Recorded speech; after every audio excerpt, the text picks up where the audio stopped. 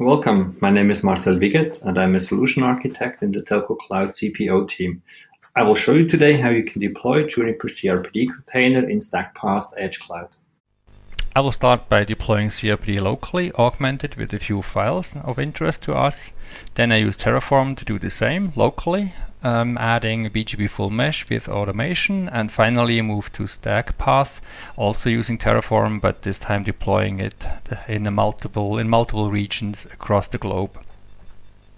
Well, why would you be interested in this?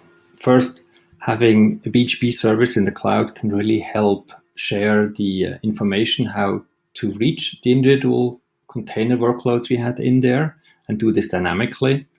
And in the case of StackPath, you can actually announce an anycast IP address in addition to the public IP address that is assigned to every instance. You will also learn how to use Terraform to deploy containers in any place. And finally, you might know that already, how to automate instances using netconf. You can follow along using my public Git repo, which has all the files that I'm using in this demo. In this first video, I will show you how to clone the repository, how to create an SSH public-private key pair to have easy access into the running instances, and how you can import this public key into your cRPD instance, how you can import the license key, build and run. Clone the repository, go into that folder that we just cloned, and the directory to build the cRPD container is the mycfd. There are already a few files in there, but we also need an SSH public key in there, as well as the license key that we downloaded from Juniper.net. I downloaded already the license key plus the cRPD image. You can Google them by using cRPD and trial. That gives you to the web page. So let's load the image first.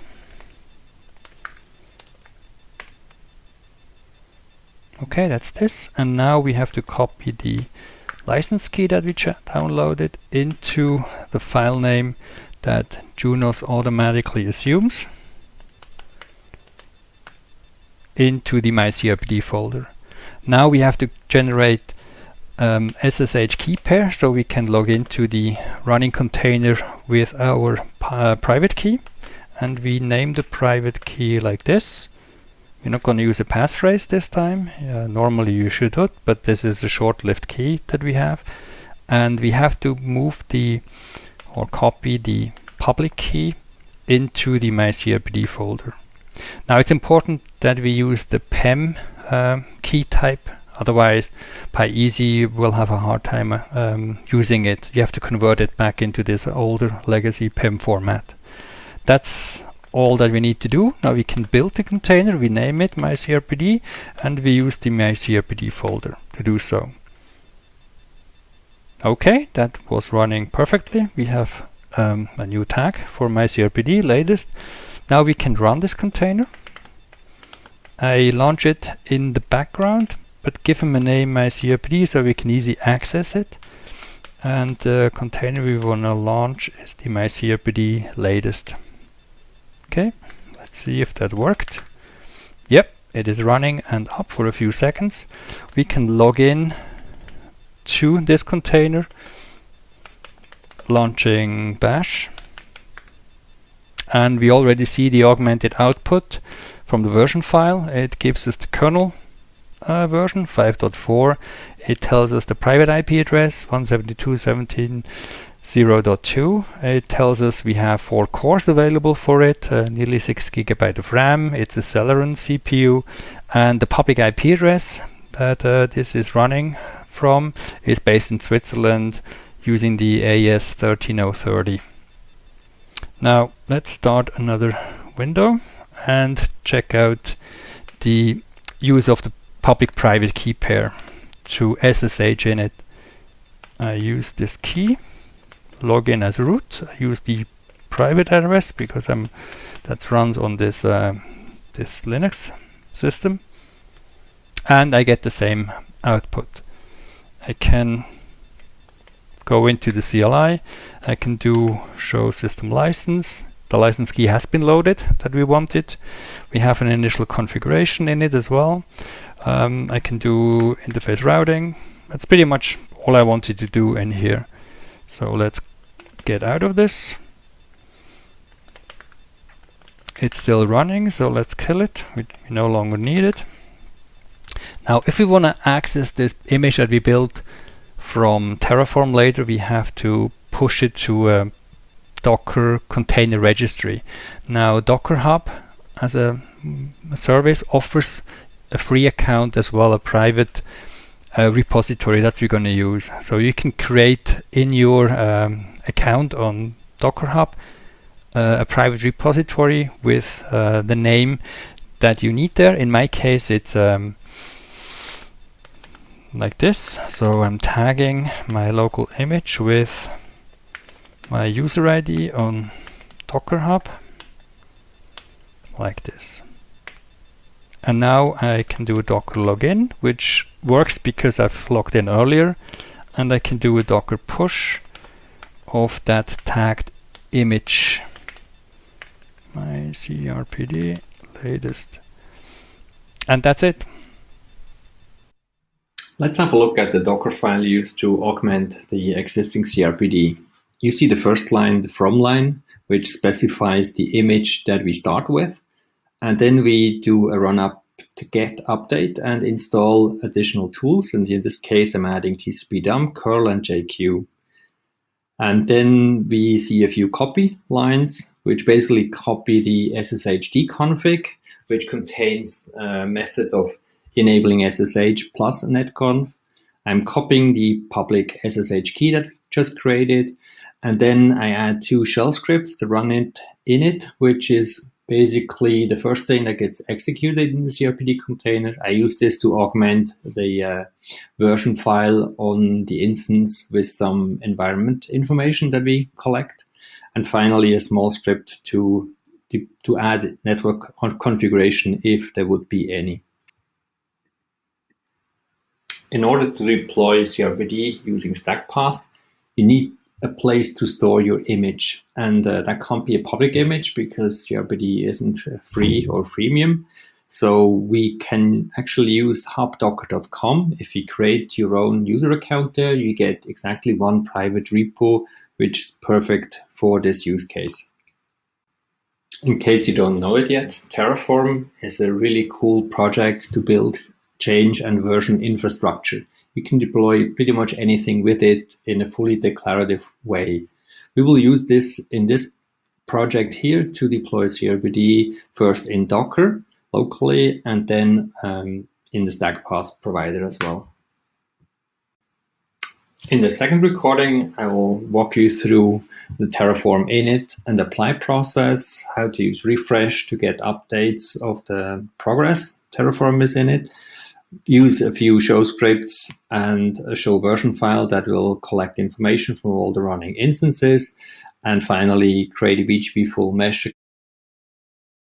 Deploy cRPD using Terraform Docker provider. For this, we go into the Docker subfolder of the repository, and the important file here to look at is docker.tf, which specifies what provider we want to use, that's Docker, and how we connect to it, that's using the local Docker socket.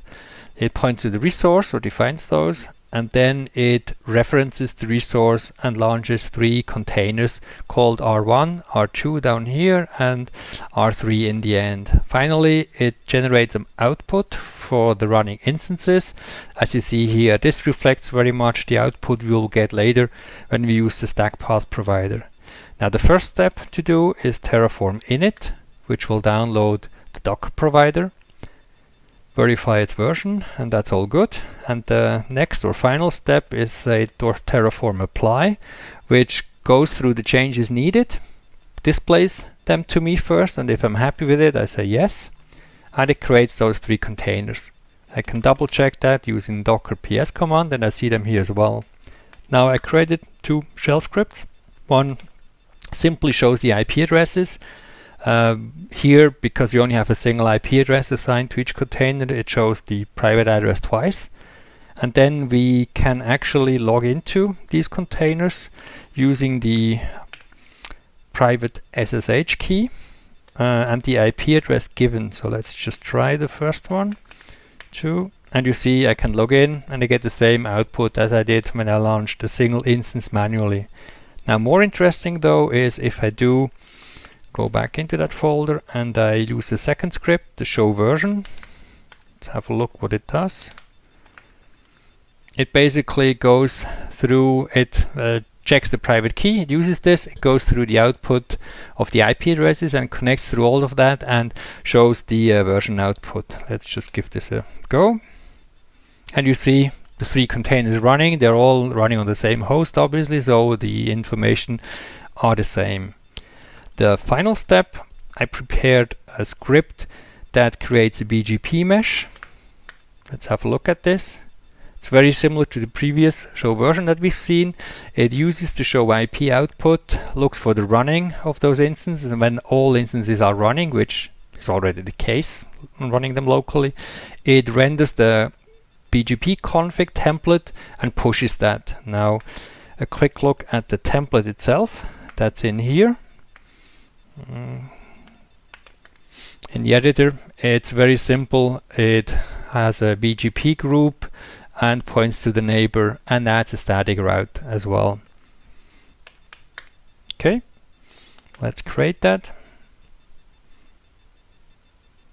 Okay, it applies the config in all 3, and when we log in now, SSH to the same one, CLI, show BGP summary, I see the instance has 2 peers up and running, and if I do show route, I see that it learned the subnet it's connected to from the 2 other hosts as well. Never forget to destroy what you have done.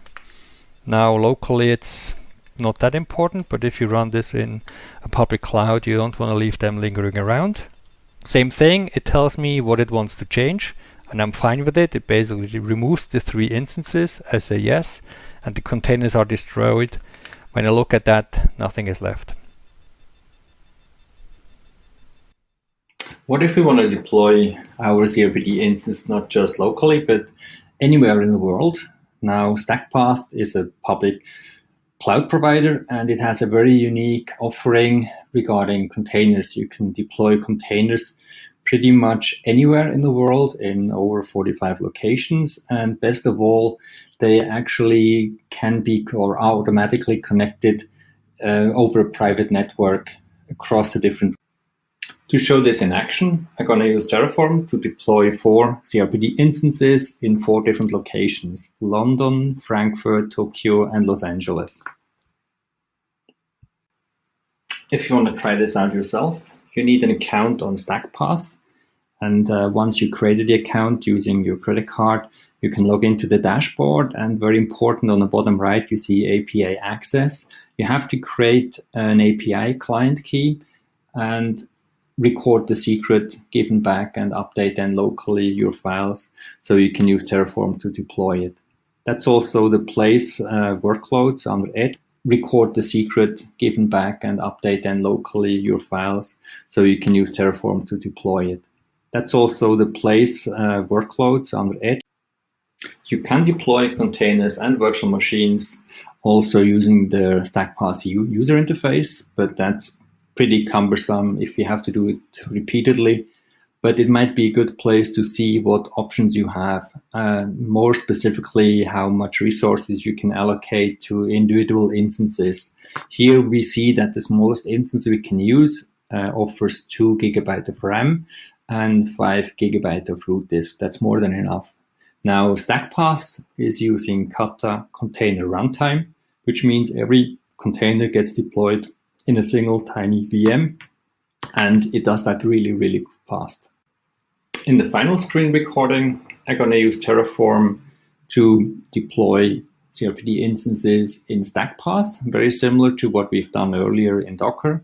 I will also show the IP addresses, but this time you will actually see the public IP address different from the private address, and you will see an Anycast address being assigned to all instances.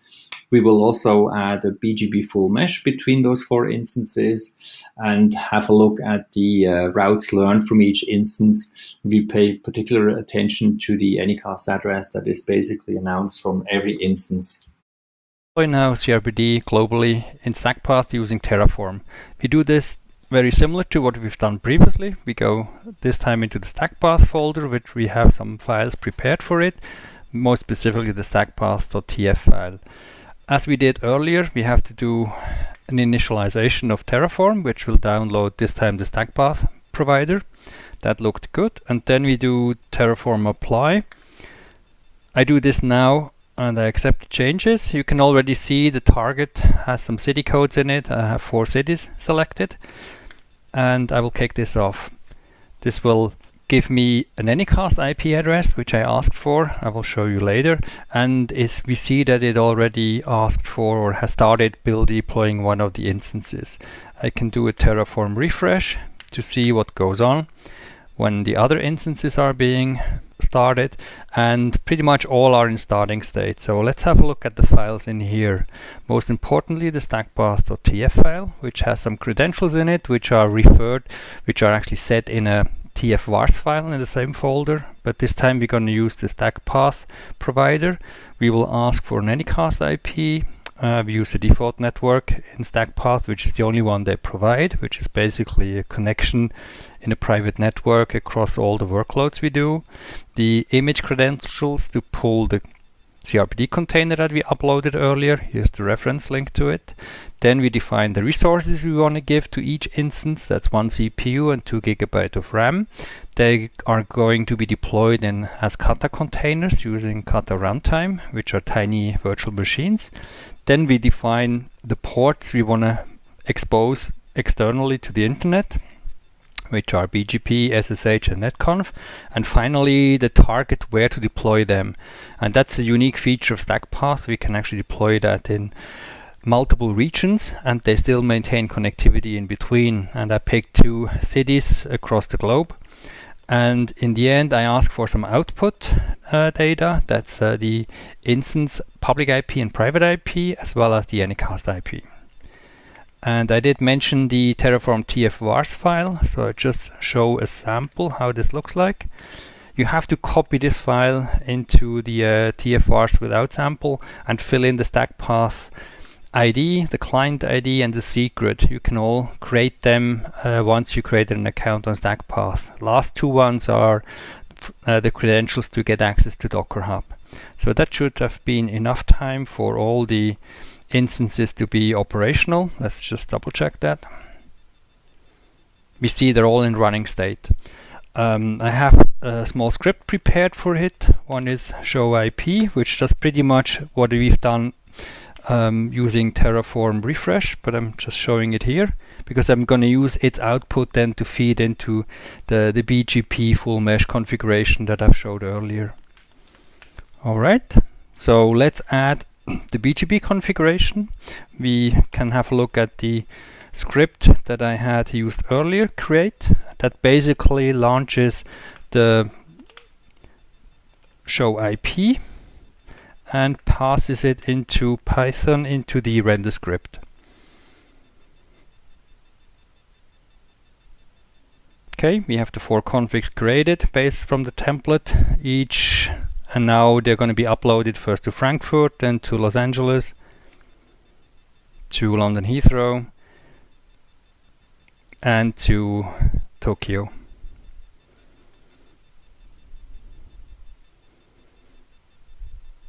Okay, so let's look and use the Anycast IP address.